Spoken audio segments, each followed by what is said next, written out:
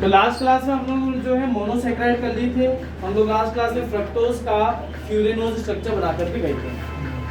ये रहा alpha D glucose या अल्फा डी ग्लूकोपाइरेनोज का स्ट्रक्चर, और ये रहा स्ट्रक्चर बीटा डी माइनस फ्रक्टोपाइरेनोज का स्ट्रक्चर। जो टिप्स एंड ट्रिक्स हम लोगों ने बात की, जिन्हें रिकॉल किया, उनके बेसिस पे हमने ये स्ट्रक्चर बनाए हैं। आज जो हम लोग करने वाले हैं वो एक तो है डाइसैकेराइड और दूसरे जो है वो कौन से हैं, पॉलीसैकेराइड्स। डाई का मतलब क्या होता है, दो। तो डेफिनेशन क्या हो जाएगी सर, ऐसे सैकेराइड्स, ऐसे कार्बोहाइड्रेट्स जिन्हें अगर हाइड्रोलाइज किया जाए, पानी के अंदर डाला जाए, तो वो आपको कितनी यूनिट्स देंगे, दो। सर 2 यूनिट कब देंगे, जब ये कितने यूनिट्स के बने हो, 2 यूनिट के बने हो। तो इसका मतलब सर अब हम लोग यहाँ ऐसे एग्जांपल्स देखने जा रहे हैं जहाँ 2 यूनिट आपस में क्या होने वाली है, जुड़ने वाली है। तब आप क्या कहोगे उसको, डाइसैकेराइड। ठीक है। जो पहला डाइसैकेराइड हम लोग लेने वाले हैं उसका नाम है, क्या है, सुक्रोज। क्या नाम है इसका, सुक्रोज। कोई सुक्रोज का मॉलिक्यूलर फॉर्मूला जानता है, क्या होता है सुक्रोज, C12H22O, ये होता है सुक्रोज। सुक्रोज डाइसैकेराइड है, 2 यूनिट्स का बना हुआ है। मतलब अगर मैं इसे हाइड्रोलाइज कर दूं, मतलब किसके अंदर डिसॉल्व कर दूं, H2O पानी के अंदर, तो ये मुझे कितने यूनिट देगा, 2 यूनिट देगा। से नाम सुनिए उनके, एक है C6H12O6 और दूसरा क्या है, C6H12O6। सर आपने गलती तो नहीं कर दी कोई लिखने में, नहीं की। एक इनमें से है ग्लूकोज और एक क्या है, फ्रक्टोज। और अगर हम लोग इसको डिफरेंशिएट करें तो सर ये जो ग्लूकोज है ये है D, और ये जो फ्रक्टोज है ये भी है D। और डिफरेंशिएट करें तो सर ग्लूकोज यहाँ क्या है, प्लस, और फ्रक्टोज यहाँ क्या है, प्लस। माइनस का क्या मतलब बताया था, प्लस का मतलब सर डेक्स्ट्रो रोटेटरी। मतलब अगर कोई प्लेन पोलराइज लाइट इसमें से पास होती है तो वो उसे रोटेट कर देगा क्लॉकवाइज। तो माइनस का अंदर क्या बताया था, लीनियर रोटेटरी। अगर यहाँ से कोई पास होती है पीपीएल, प्लेन पोलराइज लाइट, तो वो उसको रोटेट कर देगा एंटी क्लॉकवाइज। और डिफरेंशिएट करें तो भाई ये देता है अल्फा डी प्लस ग्लूकोज, और ये दूसरा क्या है, बीटा डी माइनस फ्रक्टोज। पहली चीज तो स्ट्रक्चर वाइज हम लोगों को ये पता होनी चाहिए। नोट्स का में देखो भैया तो नोट कर। हाँ भाई, तो अल्फा डी प्लस ग्लूकोज और बीटा डी माइनस क्या देता है, फ्रक्टोज। इनका ऑप्टिकल रोटेशन देखो, प्लस 66.5 डिग्री। प्लस का मतलब बताओ, डेक्स्ट्रोरोटेटरी। मतलब कि लाइट को रोटेट तो कर रहा है, कितने एंगल पे रोटेट कर रहा है, 66.5 डिग्री। प्लस का मतलब है डेक्स्ट्रो, मतलब क्लॉकवाइज। अब यहाँ जो बाकी दो हैं, बाकी दो कौन है, अल्फा डी प्लस ग्लूकोज, इसका रोटेशन है प्लस 52.7 डिग्री और इसका है माइनस 92.4 डिग्री।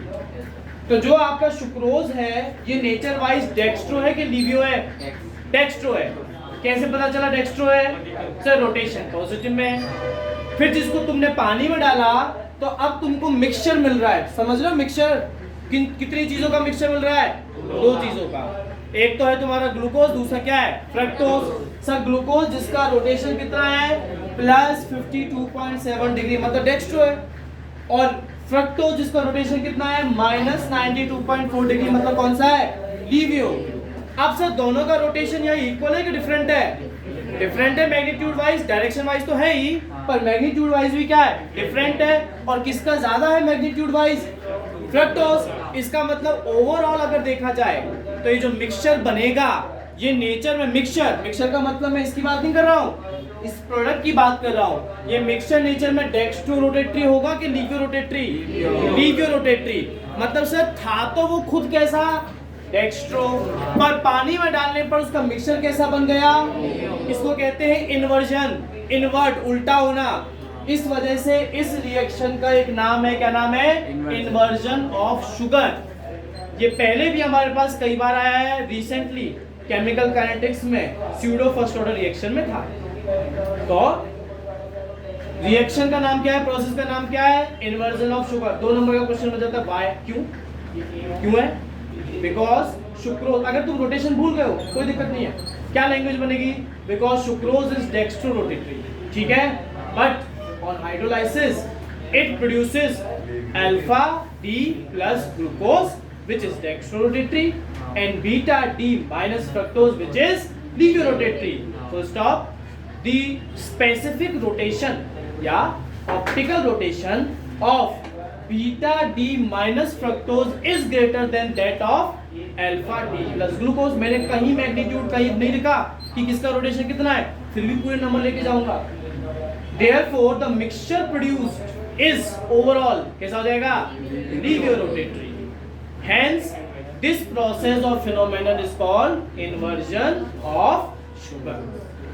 अगर अपना डेक्स्ट्रो की वैल्यू ज्यादा होती तो Yes, yes, you are right. कितना दिमाग लाते हैं? अपना जो वाटर वाला है, हाँ. ऑर्गेनिक मॉलिक्यूल क्या? वाटर अपना ऑर्गेनिक मॉलिक्यूल है. वाटर अपना ऑर्गेनिक मॉलिक्यूल है क्या? सर तभी आप उसको डिप कर रहे हैं, तभी तो ये डेक्स्ट्रो और लिग्यूरोटेशन. सर बता, ग्लूकोन डी पानी में घुल जाता है क्या? तो फिर कैसे पूछ रहा है? इसमें तो फिर उसका मतलब ऑर्गेनिक रिलेशन डिप करके डाइलेक्ट्रिक कांस्टेंट यूज करके पढ़ाया तूने फिजिक्स में? Yes sir. तो डाइलेक्ट्रिक कांस्टेंट पानी का कम होता है कि ज्यादा होता है? ज्यादा होता है. अच्छी अच्छी चीजों को भूल देता है. हाँ जी बेटा. हाँ, ये कंफर्म अल्फा ही होगा. अगर ये सुक्रोज है तो बीटा तुमने लिख दिया गलत हो गया. अगर तुमने लिख दिया बीटा तो गलत हो गया. बस ये हमको याद करने वाली चीज ये है कि सुक्रोज हमको देगा अल्फा डी प्लस ग्लूकोज और क्या देगा, बीटा डी माइनस फ्रक्टोज. इसमें कोई फेरबदल मत कर देना. तो सर ये हमको समझ में आया कि आखिर इन्वर्जन ऑफ शुगर है क्या, या सुक्रोज को डाइसैकेराइड क्यों बोल रहे हो. रिएक्शन से साफ दिख रहा है कि डाइसैकेराइड क्यों बोल रहे हो. अब सवाल ये है कि सर ये आपस में जुड़ते कैसे हैं, ये आपस में जुड़ते कैसे हैं. इसके लिए मैं दोनों का जो है फिशर प्रोजेक्शन फॉर्मूला या ग्लूकोज का पायरेनोज स्ट्रक्चर और फ्रक्टोज का कौन सा स्ट्रक्चर, फ्यूरेनोज स्ट्रक्चर ले रहा हूं. अब एक छोटी सी प्रॉब्लम मेरे पास में ये है कि मुझे दोनों यूनिट्स को आपस में जोड़ना है. ध्यान से सुनिएगा.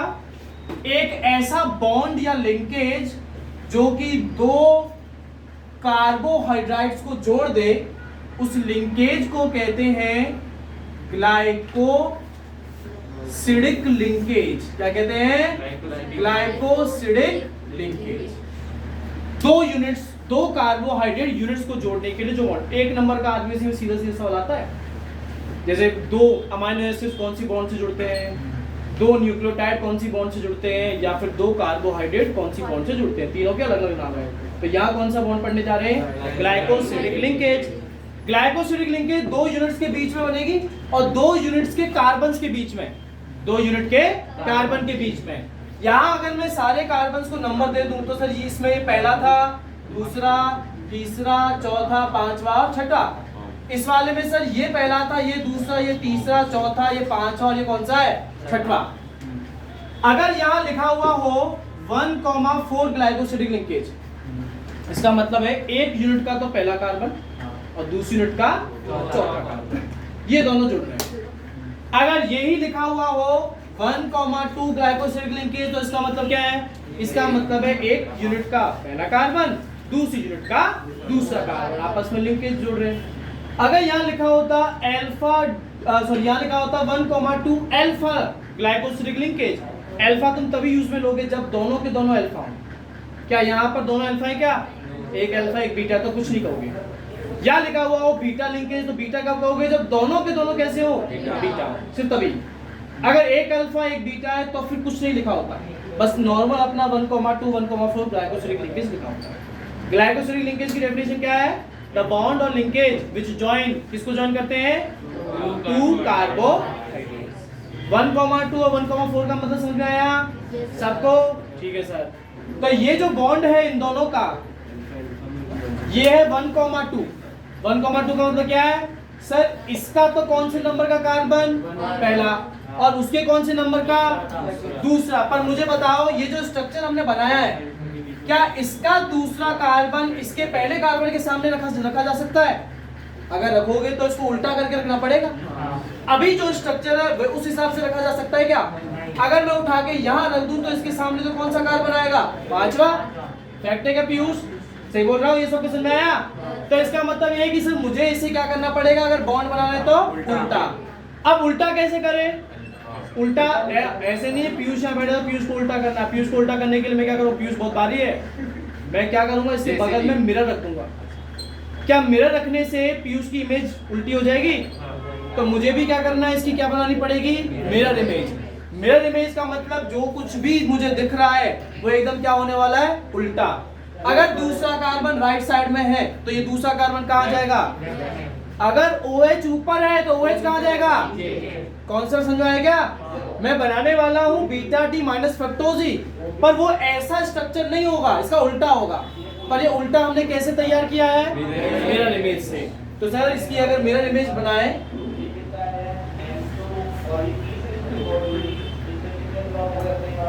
हाँ भाई, यहाँ ऊपर क्या रखूं जल्दी बोलो? यहाँ CH2OH, नीचे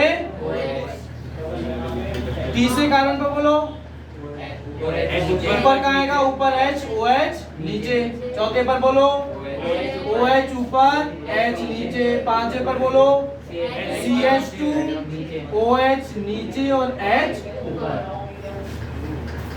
हाँ भाई, सबको समझ में आ रहा है कि मैंने ऐसा क्यों किया है? कोई दिक्कत पारुल नहीं है? अब ध्यान से देखना, इसका पहला और दूसरा आमने सामने आ गए।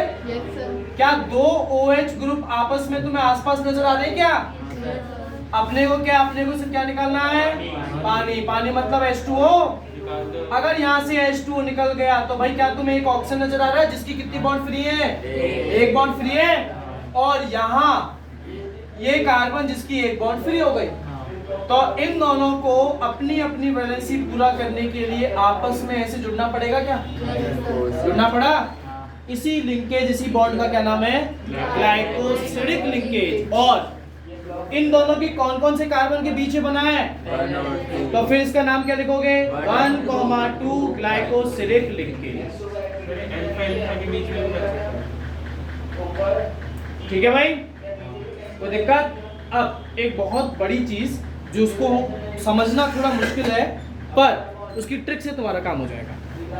हम लोगों ने लास्ट क्लास में इंट्रोडक्टरी क्लास में हमने क्लासिफिकेशन देखा था। क्लासिफिकेशन कुछ ऐसा था कि सर कई तरीकों से था कि अगर टेस्ट में मीठा है कार्बोहाइड्रेट तो उसको कह दिया था हमने शुगर, मीठा नहीं है तो नॉन शुगर। एक क्लासिफिकेशन हमने देखा था कि अगर टॉलरेंस रिएजेंट को रिड्यूस कर सकता है तब तो कहते हैं रिड्यूसिंग शुगर, और अगर नहीं कर सकता तो क्या कहते हैं? अगर हमें नहीं पता टॉलरेंस रिएजेंट क्या है तो इस चैप्टर से कोई लेना देना नहीं उसका, मतलब जरूरी नहीं है कि तुम्हें पता हो टॉलरेंस क्या है, बस ये समझ लो। अगर टॉलरेंस रिएजेंट को रिड्यूस कर दे तो क्या है? रिड्यूसिंग। नहीं कर पाए तो क्या है? अब या तो आप रट लो कि कौन कौन सी शुगर रिड्यूसिंग होती है, कौन कौन सी नॉन रिड्यूसिंग, या समझ लो। टॉलरेंस रिएजेंट को रिड्यूस कर सकता है कार्बोनिल कार्बन। कौन सा कार्बन? कार्बोनिल कार्बन का मतलब क्या बताया था? जिसमें क्या हो, या तो एल्डिहाइड C डबल बॉन्ड हो, ठीक है, या फिर क्या हो, कीटोन। क्या ग्लूकोज में कार्बोनिल कार्बन था? कोई कार्बन था क्या जिसपे डबल बॉन्ड हो था? कौन से नंबर का था वो? क्या फ्रक्टोज में भी था? कौन से कार्बन का था? दूसरे नंबर का। अगर दो यूनिट्स आपस में जुड़ रही हैं और दोनों के कोई एक यूनिट का कार्बोनिल कार्बन फ्री है, दो यूनिट है, दोनों में कार्बोनिल कार्बन है, जैसे कि इसके अंदर कार्बोनिल कार्बन कौन से नंबर का था? पहला। और फ्रक्टोज में कौन से नंबर का था? दूसरा। अगर ये दोनों में से कोई एक भी ग्लाइकोसिडिक बॉन्ड नहीं बना रहा, अगर दोनों में से कोई एक भी ग्लाइकोसिडिक बॉन्ड नहीं बना रहा तो वो फ्री है, आजाद है, क्या करने के लिए? टॉलरेंस रिएजेंट को रिड्यूस करने के लिए। तो मतलब वो किसको रिड्यूस कर देगा? टॉलरेंस रिएजेंट को। और अगर रिड्यूस कर देगा इसका मतलब वो कहलाएगा रिड्यूसिंग शुगर। क्या कहलाएगा? Reducing sugar. दोनों में से कोई एक का भी फ्री है तो अगर दोनों के दोनों ग्लाइकोसिडिक बॉन्ड बनाने में चले गए तो दोनों में से कोई फ्री नहीं है, कोई फ्री नहीं है किसको रिड्यूस करने के लिए? टॉलरेंस रिएजेंट को। तो सर ये इसको रिड्यूस नहीं कर पाएगा, और रिड्यूस नहीं कर पाएगा तो कौन सी शुगर कहलाएगा? Non reducing sugar. तो सर मुझे ये बताओ कि ये जो मैंने बनाया है सुक्रोज, जो कि इसके पहले कार्बन, पहला कार्बन कार्बोनिल था क्या? हाँ। और इसके दूसरे कार्बन क्या दूसरा कार्बोनिल था? हाँ। दोनों के बीच में बन रहा है, तो दोनों में से कोई फ्री नहीं है। किस चीज के लिए फ्री नहीं सर? टॉलरेंस रिएजेंट को रिड्यूस करने के लिए। और अगर फ्री नहीं है तो इसका मतलब ये शुगर कैसा होगा? Non reducing sugar. अब वो क्या करेगा? या तो तुमसे क्लासिफिकेशन पूछ लेगा, तुम डेफिनेशन लिख दोगे कि रिड्यूस कर सकता है, वो रिड्यूसिंग नहीं कर सकता, नॉन रिड्यूसिंग। एग्जांपल के साथ तुम एग्जांपल याद करके तुम बता दोगे, या फिर वो खेलेगा खेल और कहेगा explain why sucrose is a non reducing sugar. उसको लास्ट में बात है, सुक्रोज एक नॉन रिड्यूसिंग शुगर क्यों है? क्यों है? इसकी लैंग्वेज सुन लीजिए, लैंग्वेज बहुत आसान है। Because first carbon of alpha D glucose and second carbon of beta D fructose are involve in कौन सी bond formation? Glycosidic bond formation.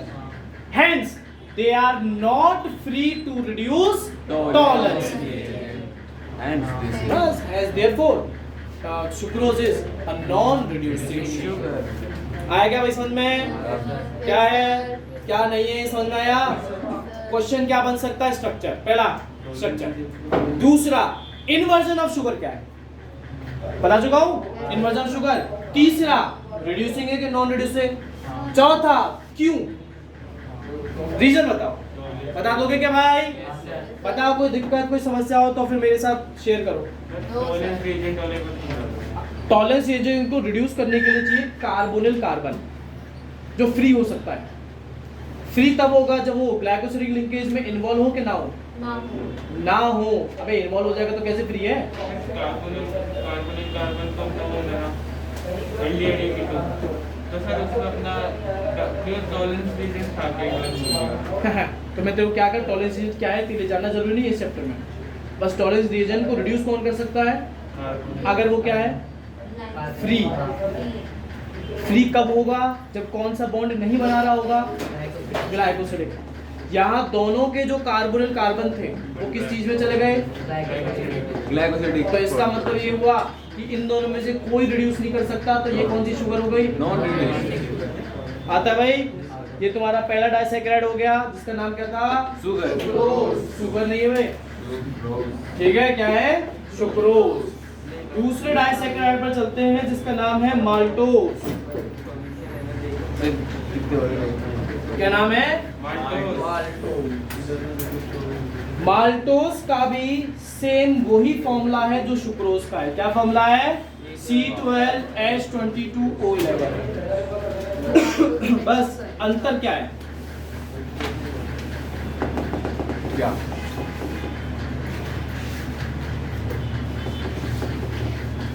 ये किसका स्ट्रक्चर है?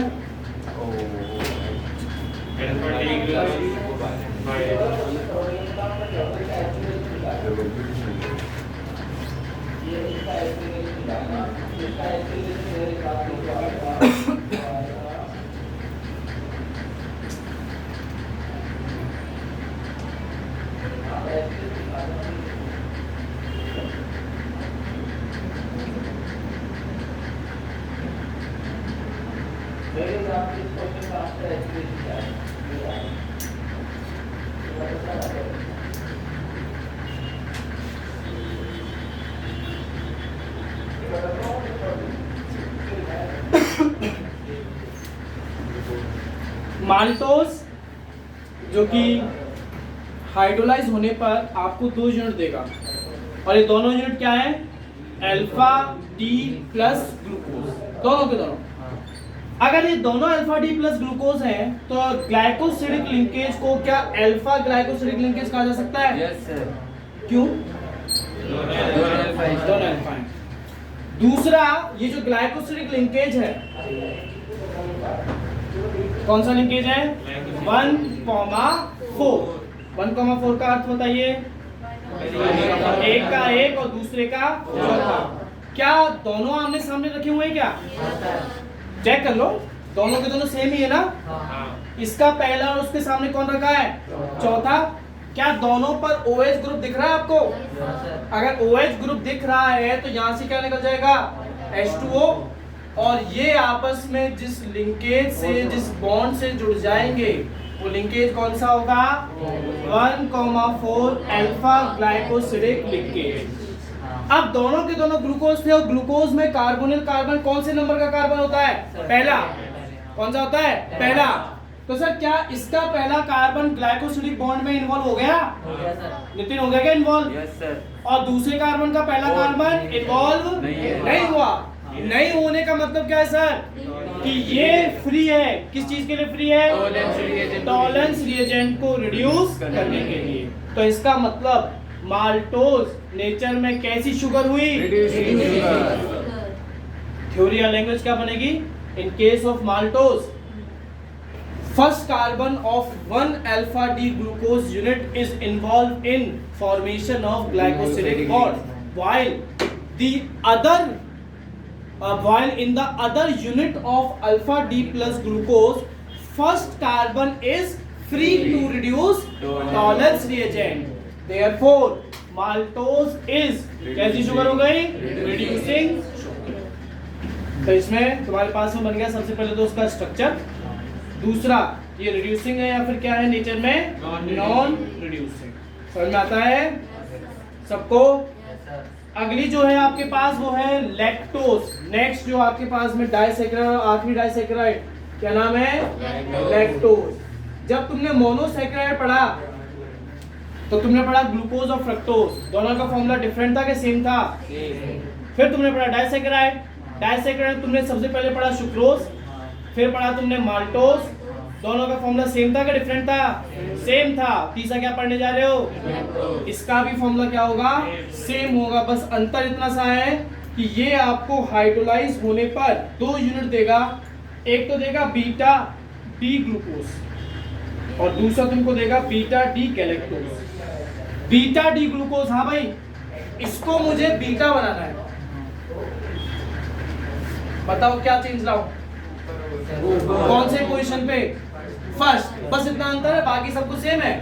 तीसरा, पहले कार्बन पर इसमें OH जो है वो आ जाएगा ऊपर और इसमें H जो है वो कहाँ जाएगा? नीचे। और जो दूसरी यूनिट है मेरे पास बनाने के लिए,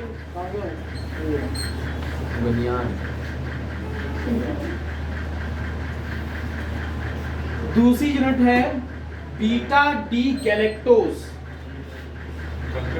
बीटा डी गैलेक्टोज। इसका जो स्ट्रक्चर है वो कुछ ऐसा है। पहले कार्बन पर OH ऊपर, H नीचे, दूसरे कार्बन पर OH नीचे, तीसरे कार्बन पर OH ऊपर और चौथे कार्बन पर भी OH ऊपर। तो अल्फा डी प्लस ग्लूकोज में जहां जहां OH नीचे था वहां OH कहाँ डाल दिया? इसने ऊपर डाल दिया। तो ये है बीटा डी गैलेक्टोज। हाँ भाई, दोनों के दोनों बीटा यूनिट है क्या? है। तो फिर तुम इसको क्या नाम दे दोगे? Beta glycosidic linkage. और ये भी 1,4 है। 1,4 का मतलब क्या है सर? इसका तो पहला कार्बन और इसका कौन सा कार्बन? दूसरा। इसके पहले कार्बन पर OH ऊपर है जबकि इसके चौथे कार्बन पर OH का है नीचे। तो सर ग्लाइकोसिडिक लिंकेज तो बनेगा, पर आप उसको इस तरीके से बनाओगे। समझ में? ऐसा क्यों बनाया भाई? पहले तो तुमने दोनों के नीचे बना दिए थे क्योंकि दोनों के OH कहाँ थे? नीचे। अब तुम्हें एक का OH तो रखना है ऊपर और एक का OH कहाँ रखना है? नीचे। इस वजह से ग्लाइकोसिडिक लिंकेज इस तरीके का बनेगा। तो ये हो गया 1,4 बीटा ग्लाइकोसिडिक लिंकेज। हाँ भाई, क्या बीटा डी गैलेक्टोज का पहला कार्बन कार्बोनिल जो है, जो कार्बोनिल कार्बन था, इन्वॉल्व हो गया ग्लाइकोसिडिक लिंकेज में? क्या दूसरे यूनिट बीटा डी ग्लूकोज जिसका कार्बोनिल कार्बन कौन सा था? पहला। क्या वो इन्वॉल्व हुआ? तो बताओ ये रिड्यूसिंग है कि नॉन रिड्यूसिंग है? डाइसैकराइड में सबसे बड़ा, थोड़ा सा बड़ा सुक्रोज था जिसमें 4 सवाल तुमने पढ़े। या तो इन्वर्जन ऑफ शुगर, या फिर उसके हाइड्रोलाइसिस में वो क्या क्या देता है, तीसरा उसका स्ट्रक्चर, चौथा रिड्यूसिंग है क्या फिर नॉन रिड्यूसिंग। उसके बाद जो आ रहे हैं उनमें तुम 2 ही क्वेश्चन पढ़ रहे हो, एक तो स्ट्रक्चर और दूसरा क्या पढ़ रहे हो? रिड्यूसिंग है नॉन रिड्यूसिंग। इसका मतलब सब फिक्स है। इसमें से या तो वो 4 सवालों में से कोई एक आएगा या इनमें से इन 2 सवालों में से कोई एक आएगा। आ रहा है समझ में? तो चैप्टर स्कोरिंग है, स्कोरिंग का मतलब ये है हमें पता होगा कि इन्हीं क्वेश्चंस में से पेपर आना है, तो बेहतर क्या रहेगा, इन क्वेश्चंस की तैयारी तुम लोग अच्छे से करके जाओ। कितने नंबर गए? कितने? 4। इस चैप्टर में डीपीटी, इस चैप्टर में डीपीपी क्या करेगा, what is the structure of sucrose, वो तो सब है ही ना इसमें। भाई वहाँ डीपीपी क्यों होती थी, क्योंकि सर हम लोग वहाँ पर क्वेश्चन इतने सारे थे करने के लिए हमारे पास, जिसे हम लोग क्लास में नहीं कर पाते थे, तो तुमको घर से करने के लिए दिया जाता था। अब हमारे पास जो सवाल है वो गिने चुने सर्टेन है, फिक्स हैं, जो मैं यहाँ डिस्कस कर ही रहा हूँ आते जाते। कोई दिक्कत? मोनोसेकेराइड डाइसेकेराइड दोनों खत्म हो गए हैं। हाँ डेक्स्ट्रो, ठीक है भाई, कोई दिक्कत कैसी भी पीयूष नहीं है? तो ये तुम्हारा नहीं है, नहीं है, कंपलसरी नहीं है, सिर्फ एक में कंपलसरी है, इसमें सुक्रोज, और बाकी किसी में भी कंपलसरी नहीं है। तो सर ये हो गए अपने डाइसैकेराइड्स। अब कौन से करेंगे? पॉलीसैकेराइड्स। पॉलीसैकेराइड्स की क्या डेफिनेशन बताई थी? तुझे सोते इतनी देर नहीं हुई सीता, तुझे सोची हो कि मैं 2 घंटे सो रही हूँ, 2.5-3 मिनट से सो रही थी बस, वो फिर मैं उठा दिया तेरे को, सॉरी फॉर दैट। कोई बात नहीं, होता है कभी कभी, जब हम लोग मोह माया से ऊपर उठ जाते हैं, मोक्ष की प्राप्ति हो जाती है। अब जीवन में कुछ करने के लिए तो सो जाओ। हाँ भाई, अगले क्या है? पॉलीसैकेराइड्स। अगर इन्हें तुमने हाइड्रोलाइज किया तो ये तुम्हें 10 से ज्यादा यूनिट तैयार करके देंगे। ये भी अपने सिलेबस में 3 है। एक का नाम तो है स्टार्च, एक का नाम सेलुलोज, एक का नाम है ग्लाइकोजन। ये 3 है, जिसमें ग्लाइकोजन तो नाम के लिए बस, ठीक है, ग्लाइकोजन तो सिर्फ अपने नाम के लिए है। मेन जो 2 हैं वो है अपने पास में कौन कौन से? स्टार्च और कौन सा? सेलुलोज। तो इसमें जो सबसे पहला पॉलीसैकेराइड हम लोगों के पास करने के लिए आ रहा है उसका नाम है स्टार्च। स्टार्च जिसका मॉलिक्यूलर फॉर्मूला होता है C6H10O5 का होल n। ये n जो है वो कितने भी लंबे कितने भी बड़े हो सकते हैं, 1 लाख 2 लाख 3 लाख जो भी, कितने भी हो सकते हैं। स्टार्च जो है वो प्लांट्स का रिजर्व फूड मटेरियल है। रिजर्व फूड मटेरियल का क्या मतलब होता है? स्टोरेज, कि जो भी फोटोसिंथेसिस के दौरान प्लांट ने बनाया उसको वो कन्वर्ट कर देता है स्टार्च में, और उस स्टार्च को क्या करता चला जाता है? अपनी बॉडी में स्टोर करता चला जाता है। फिर हम पहुंच जाते हैं पेड़ पौधों को खाने के लिए। हम का मतलब क्या है? एनिमल्स। एनिमल्स, हम लोग एनिमल्स ही है ना, तो वो हम लोग क्या करते हैं? उससे स्टार्च ले लेते हैं। तो जो तुम शरीर में खाना ले रहे हो वो स्टार्च के रूप में लेते हो, फिर बॉडी उसको आगे जो है मेटाबोलाइज करती है, तोड़ती चली जाती है। तो स्टार्च का जो बेसिक हमारे पास में सोर्स है वो है ग्रेन्स, अनाज। अनाज सभी लोग खाते हो, इसका मतलब सब लोगों को क्या मिलता है? स्टार्च मिलता है। कुछ सब्जियां हैं, आलू वगैरह है जो स्टार्च का बहुत अच्छा सोर्स है। Starch is a monosaccharide of alpha D plus glucose. किसका मोनोसैकेराइड है? मोनोसैकेराइड क्या? Polysaccharide alpha D plus glucose. ये अल्फा डी प्लस ग्लूकोज जो है ये 2 फॉर्म्स में एक दूसरे के साथ लिंक्ड होते हैं। कितनी फॉर्म्स में? 2 फॉर्म्स में। इन दोनों फॉर्म्स का जो नाम है वो है अमाइलोज और अमाइलोपेक्टिन। पहले अल्फा डी प्लस ग्लूकोज का स्ट्रक्चर बना देते हैं। हाँ भाई बताते जो ना,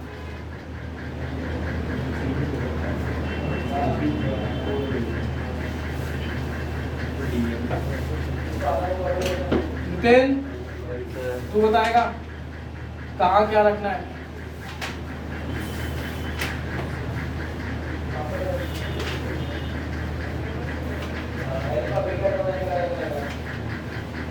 हाँ पहले कारण पे बता नितिन। सर ओ कहाँ? ओ क्या? सर नीचे, OH आएगा नीचे, ऊपर ओ। ऊपर हो? भाग तू रहने छोड़ तू बता भाई वीरेंद्र, दूसरे कारण पर OH नीचे, तीसरे पर OH ऊपर, चौथे पर OH नीचे, और CH2OH यहाँ। ये होगा सब पे, तो सब पे एक बार के लिए बना भी देते हैं। अब एच नहीं बना रहा हूँ, सिर्फ OH बना रहा हूँ। क्यों?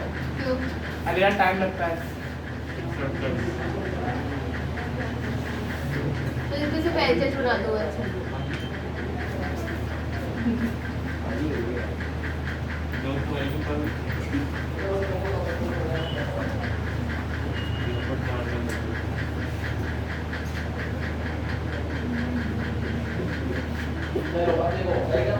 हाँ भाई, ऐसे अब मेरे पास है बोर्ड की कमी है, ऐसे इधर भी जुड़े होंगे और ऐसे इधर भी जुड़े होंगे, जुड़ते चले जाएंगे। ये जुड़ेंगे कैसे सर? एक यूनिट का तो पहला कार्बन और दूसरी यूनिट का कौन सा कार्बन? चौथा। सबको नजर आ रहा है? तो इनके बीच में मैं क्या बना दूंगा? बॉन्ड। कौन सा बॉन्ड? ग्लाइकोसिडिक 1,4 अल्फा के बीटा अल्फा। ऐसे ही सर ये भी जुड़ जाएंगे आपस में। ऐसे ही सर ये आगे किसी से जुड़ा होगा और ऐसे ही ये पीछे किसी से जुड़ा हुआ होगा। ऐसे ये सीधे सीधे सीधे जुड़ते चले जाएंगे। ये जो तुम्हें स्ट्रक्चर नजर आ रहा है, इसमें अरेंजमेंट लीनियर है कि ब्रांच्ड है? लीनियर। सबके सब सीधे सीधे जुड़ते चले, सिंपल चेन। अगर स्ट्रक्चर ऐसा है तो इसको तो कहते हैं अमाइलोज। क्या कहते हैं? अमाइलोज, जो कि ग्लूकोज का 15 से 20% हिस्सा होता है। मतलब ग्लूकोज क्या? स्टार्च का। स्टार्च जिसमें बहुत सारे अल्फा डी ग्लूकोज आपस में जुड़े हुए हैं। ये अल्फा डी ग्लूकोज एक तो लीनियर नहीं जुड़ते हैं, अगर लीनियर नहीं जुड़े हुए हैं तो इस यूनिट को क्या बोलते हैं? अमाइलोज। जो कि ग्लूकोज का कितना प्रतिशत हिस्सा है, कितना परसेंटेज है? 15 to 20%। ये वाटर सॉल्युबल है, मतलब ग्लूकोज का वो हिस्सा जो पानी में घुल जाता है, वो कौन सा हिस्सा है उसका? अमाइलोज है। जिसमें सारे के सारे यूनिट्स आपस में कौन सा लिंकेज शो करते हैं? Alpha 1,4 glycosidic linkage. ऐसे ही बिंचेक नीचे हमारे पास में एक और यूनिट है। अब वो यूनिट क्या है मैं बना के दिखा देता हूँ, इसको मिटा देता हूँ। इसके पहले कार्बन पर OH हमें नजर आ रहा है। अब ऐसे ही मैं नीचे एक और यूनिट रखने जा रहा हूँ।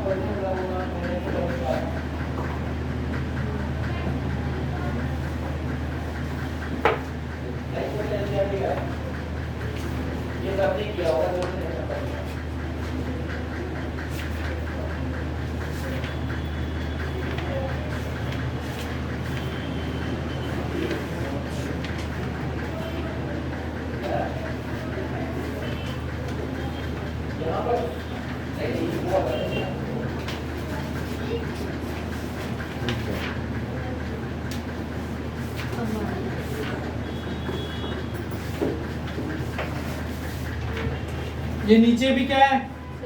सेम है। अगर ऊपर वाला अमाइलोज है तो नीचे वाला भी क्या है? अमाइलोज। पर अगर कहीं ऐसा हो जाए कि सर इसका पहला कार्बन OH दिखाई दे रहा है और इसका छठवां कार्बन OH नजर आ रहा है, अगर ये दोनों आपस में जुड़ जावे तो ये भी ग्लाइकोसिडिक लिंकेज ही है। पर कौन सा है? 1,6 अल्फा 1,6। अब पीयूष ये लीनियर रहा है पूरा के ब्रांच्ड हो गया है? ब्रांच्ड हो गया है। इस स्ट्रक्चर को कहते हैं अमाइलोपेक्टिन। क्या कहते हैं? अमाइलोपेक्टिन। जो कि ग्लूकोज का कितना प्रतिशत होगा? 80 to 85%। ये वाटर में क्या होगा? इनसॉल्युबल। वहां वो था लीनियर, ये कैसा होगा? ब्रांच। उसमें सिर्फ 1,4 ग्लाइकोसिडिक लिंकेज पाया जाता था। इसमें 1,4 तो हुआ ही होगा, इसके अलावा और कौन सा होगा? 1,6 ग्लाइकोसिडिक लिंकेज भी पाया जाएगा। 1,4 वाला जो बॉन्ड रहेगा वो तो डिसॉल्व हो जाएगा सर पानी में, जो ब्रांच में रहेगा वही तो नहीं होगा डिसॉल्व। तो फिर पूरा ये ब्रांच ये है ब्रांच कि ये है कि ये ब्रांच है? ये तो ब्रांच के प्लस कोड ये है ब्रांच। सर ये तो लीनियर थे। अब तू क्या कहेगा, इसे पानी में घुलूंगा तो ये घुल जाएगा, पानी में घुलूंगा ये घुल जाएगा, ये रह जाएगा। नहीं वो दो तो फिर क्या कहना चाह रहा है? वो दो बॉन्ड ये दो बॉन्ड डिसॉल्व, भाई बॉन्ड का डिसॉल्व होने से कोई मतलब नहीं है।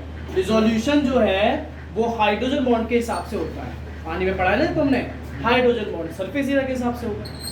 ब्रांचिंग सरफेस एरिया को क्या कर देती है? ब्रांच कम कर देती है, कम होता है। कम कर देती है। तो सॉलिडिटी को भी क्या करेगी? कम कर देगी। ठीक है। तो सर कुछ यूनिट तो ऐसे रखी होंगी जो अमाइलोपेक्टिन है लगभग 80 to 85%, और कुछ सिर्फ सीधी सीधी रखी होंगी जो क्या है, अमाइलोज 15 to 20%। तो अब बहुत कम चांस है कि वो आपको स्टार्च का स्ट्रक्चर बनाने को दे। क्यों? लंबा है। याद रखना, बोर्ड में कभी कोई ऐसा क्वेश्चन नहीं आता जो टाइम कंज्यूमिंग हो। समझ रहे हो? अपनी तैयारी करते रहना, ध्यान रखना, स्पेशली जो लास्ट टाइम पे जागता है तुम में से, ठीक है, वो ध्यान रखना। जो टाइम कंज्यूमिंग क्वेश्चन है वो बोर्ड में कतई नहीं आते।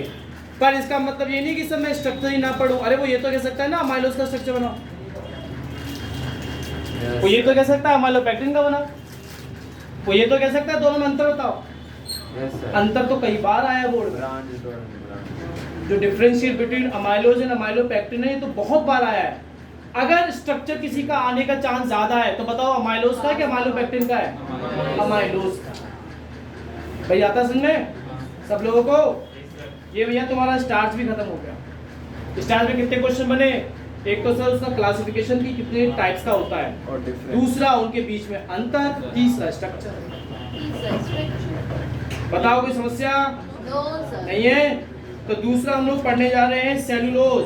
कौन सा है? सेलुलोज। सर मोनोसैकेराइड जितने भी पढ़े सबका फॉर्मूला सेम। सर डाइसैकेराइड जितने भी पढ़े सबका फॉर्मूला सेम। सर पॉलीसैकेराइड जितने भी पढ़ेंगे सबका फॉर्मूला सेम। तो सर फॉर्मूला तो यार कोई दिक्कत ही नहीं फॉर्मूला तुम्हारे लिए। तो इसका मतलब जो सेलुलोज पढ़ने जा रहे हो वो भी क्या होने वाला है? सेम होने वाला है। अब सेलुलोज है तो सही C6H10O5 का होल है, पर सर हाइड्रोलाइज होने पर ये अल्फा डी ग्लूकोज थोड़ी ना दे देगा। अगर अल्फा डी ग्लूकोज दिया तो कौन होगा? स्टार्च होगा। तो ये कौन से देगा? Beta D plus glucose. क्या देगा? Beta D plus glucose. अब बीटा डी प्लस ग्लूकोज जोड़ने के लिए पीयूष, बीटा बनाने के लिए बता मुझे क्या करना है? पहले कार्बन पर क्या अंतर आ जाएगा? सर OH जो है वो तो कहाँ चला जाएगा? ऊपर चला जाएगा। और H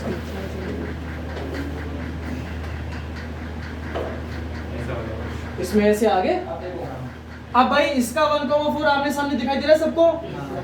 अगर ऐसा होगा तो क्या कर दीजिएगा, यहां से इसको निकाल फेंको। है क्या? यहां से कौन सा जाएगा? ऊपर वाले जाएगा ना।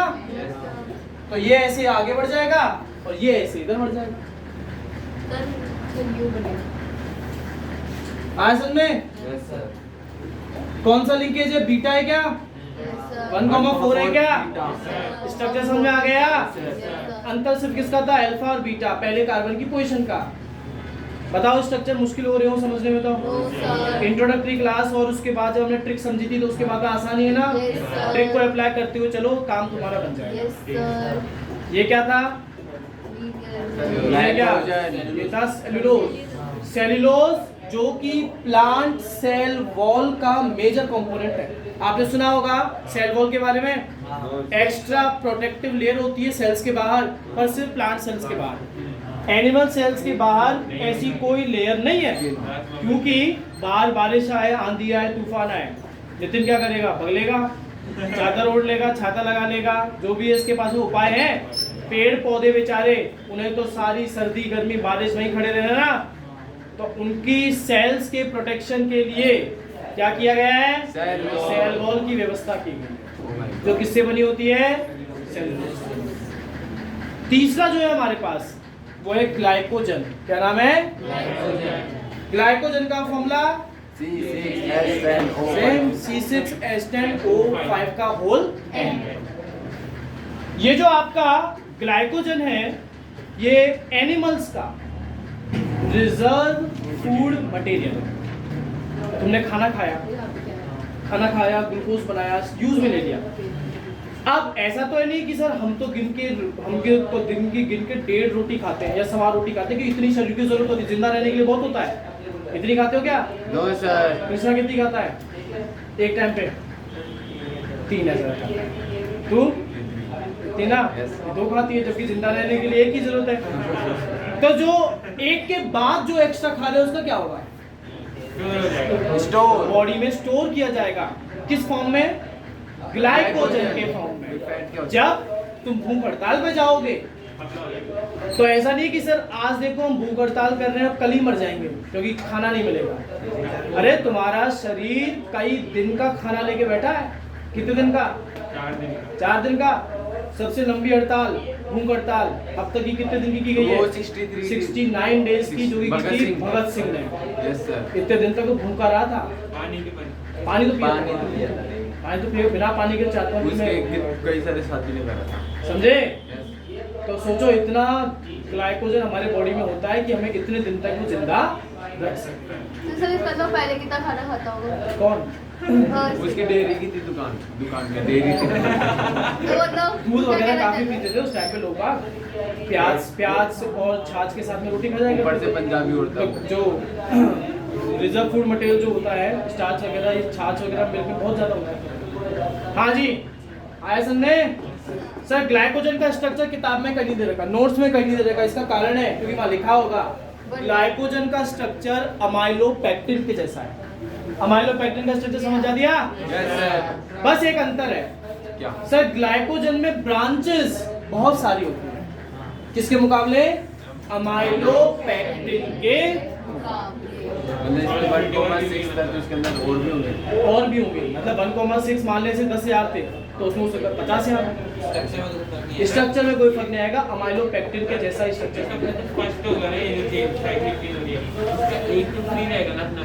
कहीं ना कहीं तो होगा, कहीं ना कहीं जाके तो बंद होगा। तो मतलब ये भी कैसा हुआ? रिड्यूसिंग। सारे रिड्यूसिंग में एक ही नॉन रिड्यूसिंग आया है शुगर सिलेबस में। कौन सा? सुक्रोज। इकलौता नॉन रिड्यूसिंग शुगर आया तुम्हारे सिलेबस में, बाकी सारे रिड्यूसिंग। बाकी सारे reducing। ठीक है भाई। अब इसमें छोटे मोटे टॉपिक है जो तुम खुद कर सकते हो कि हमारी लाइफ में कार्बोहाइड्रेट्स की क्या जरूरत है। खाना ठीक है, यूजेस ऑफ कार्बोहाइड्रेट्स। पढ़ने की इच्छा हो तो पढ़ लेना, ना पढ़ने की इच्छा हो तो मत पढ़ लेना। ठीक है, अगली क्लास में अगला बायोमोलिक्यूल लिया जाएगा जो क्या है? प्रोटीन। सर नोट से बताइए फोटोकॉपी